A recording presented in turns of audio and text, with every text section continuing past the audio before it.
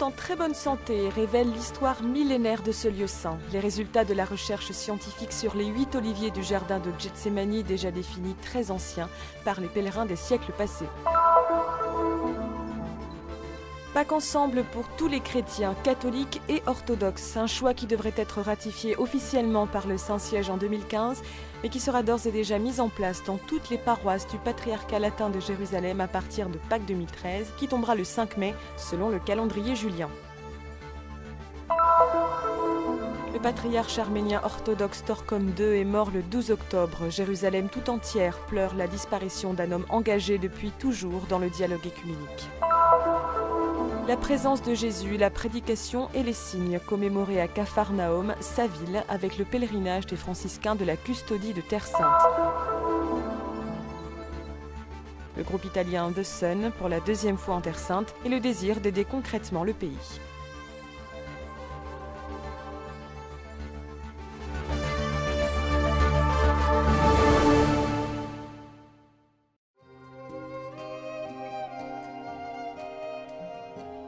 Le lieu de Gethsémani, comme il est appelé dans l'Évangile, est un lieu proche de Jérusalem, au-delà du torrent du Cédron et sur le flanc du mont des Oliviers.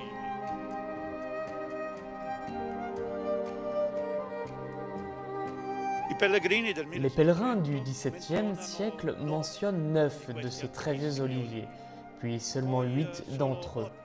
Et ce sont ces 8 qui sont restés jusqu'à nos jours. Et parmi d'autres plus jeunes, un œil averti peut encore compter, un à un, les 8 oliviers dont les pèlerins se souviennent comme faisant partie du jardin de Gethsémani, le lieu de la capture de Jésus.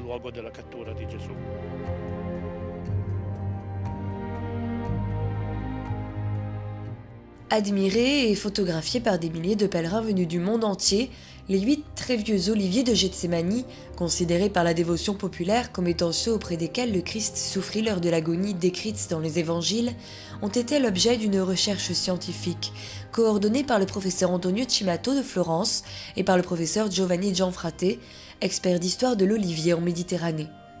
La recherche, encouragée par la Custodie de Terre Sainte, propriétaire de ce lieu depuis le XVIIe siècle, a approfondi les connaissances sur l'état de santé de ces oliviers, mais aussi sur leur âge et leur origine. La première bonne nouvelle est que le statut sanitaire et nutritionnel de ces 8 plantes est excellent, et que pour l'heure, il n'y a aucun risque quant à leur survie. Le moment était venu de faire le point sur la situation et de comprendre quel était l'état de santé général de ces oliviers afin de les protéger de façon adéquate face à l'avenir en tenant compte du taux de pollution élevé dans cette zone. Quant aux résultats concernant la datation, on estime que les plantes que l'on peut admirer aujourd'hui auraient environ 900 ans. La datation qui nous a été donnée date de 900 ans maximum. Elle correspond à ce que l'on sait de l'histoire des pèlerins qui se souviennent de ces oliviers comme étant très vieux, ceci dit au XVIe siècle. Mais il y a un autre résultat exceptionnel dans cette recherche scientifique. Les analyses d'ADN ont révélé que ces 8 oliviers possèdent des profils génétiques similaires. En d'autres mots, ces oliviers appartiennent au même génotype. Ils sont les enfants jumeaux d'un même exemplaire, beaucoup plus ancien. On peut soutenir qu'à un moment donné de l'histoire, on planta dans le jardin de Gethsémani des rameaux d'olivier prélevés sur une seule et même plante, avec des modalités similaires à celles qui sont encore utilisées par les jardiniers palestiniens aujourd'hui. Il convient alors de se demander à quel moment au cours des siècles cela a eu lieu. Peut-être qu'au temps de Jésus, ces oliviers se trouvaient déjà au moulin à huile de Gethsémani.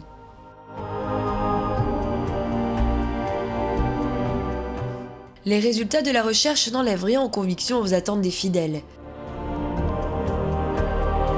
Même si la date annoncée grâce à l'étude du tronc serait de presque 1000 ans, les scientifiques font observer que les plantes, objets de l'étude dans son entier, racines et souches des arbres comprises, peuvent vanter un âge beaucoup plus ancien, en vertu de la faculté auto-régénératrice propre de l'espèce végétale.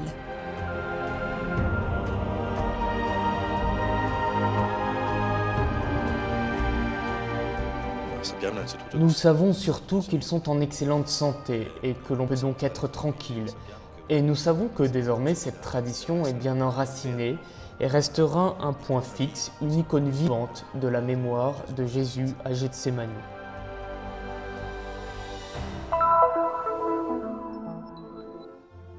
Pâques ensemble. La célébration de la résurrection aura lieu le même jour pour catholiques et orthodoxes. Un choix qui devrait devenir officiel dans 2 ans, en 2015, mais sur lequel l'Assemblée des ordinaires de Terre Sainte a exprimé clairement sa position dans une directive portant la date du 15 octobre. Les catholiques de Terre Sainte choisissent donc d'adopter le calendrier julien, se conformant ainsi aux églises orthodoxes pour le calcul de la date de Pâques, ce qui a aussi pour conséquence un ajustement de calendrier liturgique pour le début du carême ainsi que pour la Pentecôte. Un pas œcuménique, mais surtout pastoral, qui tient compte de la réalité locale, composée de nombreuses familles chrétiennes mixtes. Dans l'attente du décret qui sera soumis au Saint-Siège pour son approbation définitive, la directive des ordinaires de Terre Sainte invite à mettre en pratique dès la prochaine fête de Pâques l'expérience de l'unification des fêtes. Un chemin déjà parcouru depuis longtemps avec des résultats positifs en Jordanie, à Chypre et dans le nord de la Palestine. Une invitation accueillie tout de suite par le patriarcat latin de Jérusalem qui a décidé de célébrer Pâques 2013 en même temps que les orthodoxes le 5 mai. Le calendrier grégorien continuera d'être utilisé pour les lieux saints soumis au statu quo à Jérusalem et à Bethléem.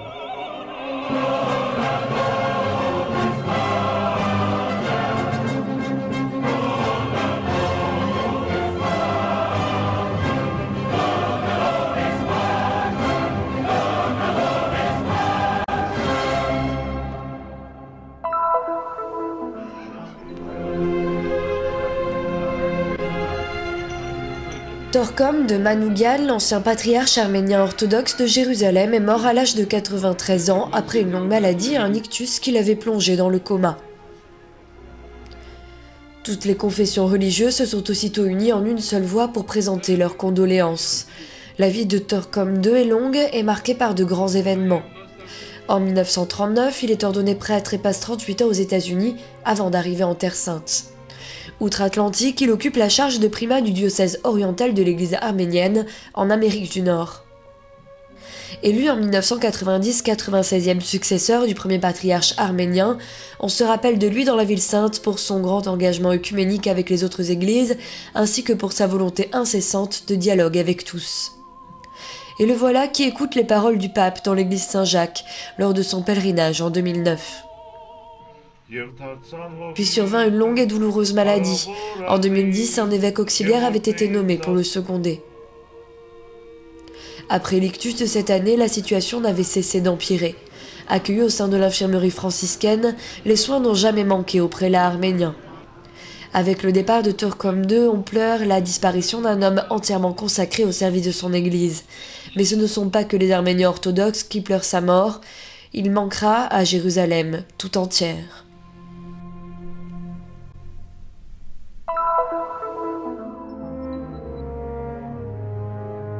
Et lui, montant dans sa barque, passa sur l'autre rive et arriva dans sa ville.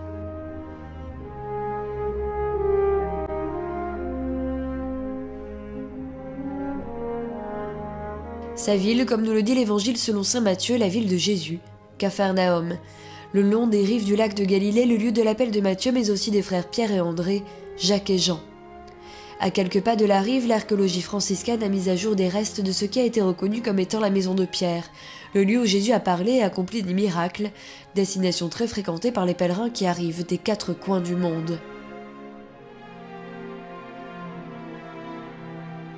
La custodie de Terre Sainte a décidé de reprendre le rite du pèlerinage vers ce sanctuaire pour commémorer la présence, la prédication et les signes de Jésus à Capharnaüm.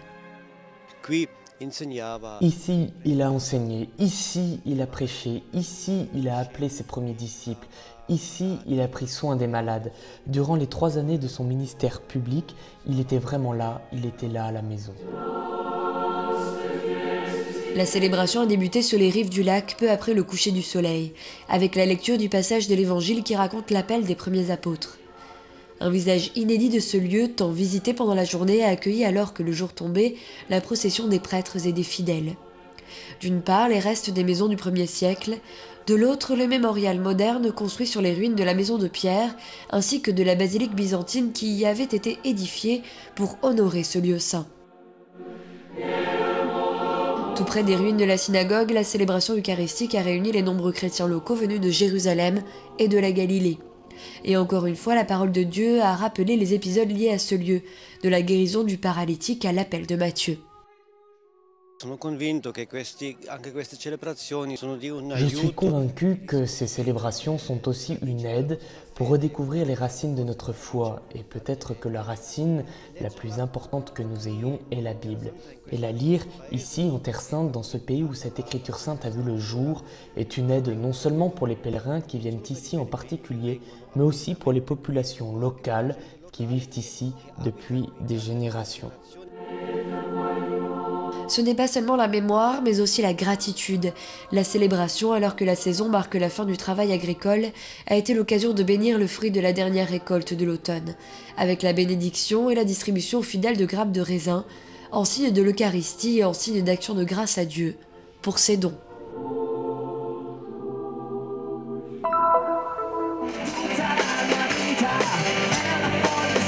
Pour la deuxième fois en Terre Sainte, ils ont amené ici leur musique et leur histoire. Un tour de 2 semaines pour jouer à Taïbé, Naplouse, Bethléem, mais aussi 2 semaines de rencontres avec la réalité et les visages de Terre Sainte, à laquelle les membres de The Sun, composés de 4 jeunes musiciens italiens, sont attachés de manière particulière.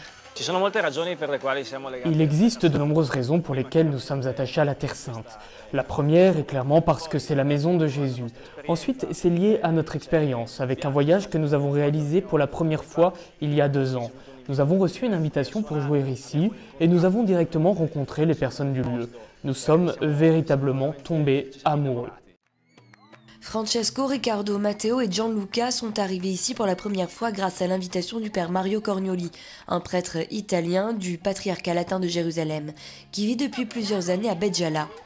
Intrigués par l'histoire de ces 4 jeunes autour de la trentaine, qui pour certains sont un groupe de rock chrétien, mais qui, loin des définitions, ne cachent pas le fait d'être simplement des hommes en chemin. La rencontre chrétienne, il y a quelques années, a changé leur vie, leur façon de faire de la musique. Après une dizaine d'années, ils ont décidé de changer de nom. Les Sun It's Hours sont devenus The Sun, et ils sont passés de l'anglais à l'italien dans l'écriture de leurs textes. La rencontre avec la réalité palestinienne en particulier a inspiré Bethléem, une des chansons de leur dernier album, Luce. Des chansons jouées sur les scènes israéliennes et palestiniennes, mais aussi pour les enfants à l'Hogar del Niño Dios, pour les personnes âgées de la société antonienne de Bethléem, pour les jeunes des écoles, pour les nombreuses personnes rencontrées au cours de ce voyage.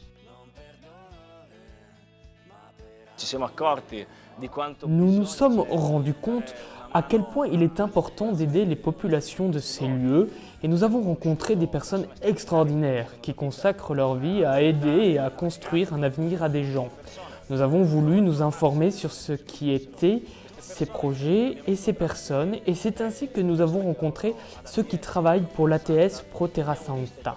Nous avons vu de nos yeux ce qu'ils font dans les écoles pour les jeunes, dans les hospices pour les personnes âgées et pour les familles. Et nous avons décidé de les aider, de croire nous aussi en ce projet, car nous voulons que notre musique et ce que nous faisons servent concrètement cette terre. Dans les prochains mois, The Sun sort le visage de la campagne de Noël pour Bethléem, promue par l'ATS Pro Terra Sancta pour la 4e année consécutive. À Noël revient aux origines, pour aider par le biais de la custodie de Terre Sainte, les enfants, les personnes âgées, les jeunes familles de la ville où est né Jésus.